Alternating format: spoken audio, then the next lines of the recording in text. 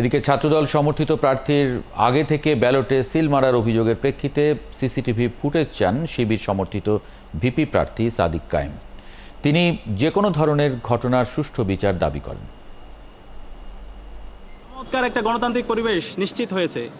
সকাল থেকে শিক্ষার্থীরা ক্যাম্পাসে আসছে, তাদের ভোট কেন্দ্রে যাচ্ছে, তাদের পছন্দের প্রার্থীকে ভোট দিচ্ছে এবং সে উৎসব মুখর পরিবেশকে আমরা সবাই সেলিব্রেট করছিলাম। আমরা যখন সেলিব্রেট করছিলাম ঠিক সেই সময়ে আমরা দেখতে পাচ্ছিলাম আমাদের ডাকসু নির্বাচনকে বানচাল করার জন্য বিভিন্ন ধরনের ষড়যন্ত্র এবং চক্রান্ত হয়েছে। ইতিমধ্যে আমাদের জিএস প্রার্থী এস এম ফরহাদ সে ঘটনাগুলো ব্যাখ্যা করেছেন। আমরা দেখতে পেয়েছি সর্বপ্রথম ইউলেবে যে সেন্টার আছে সেই সেন্টারে পোলিং এজেন্ট যারা আছে এবং অবজারভার যারা আছে তাদেরকে ঢুকতে দেওয়া হয় না প্রায় হচ্ছে 1.5 ঘন্টার মতো।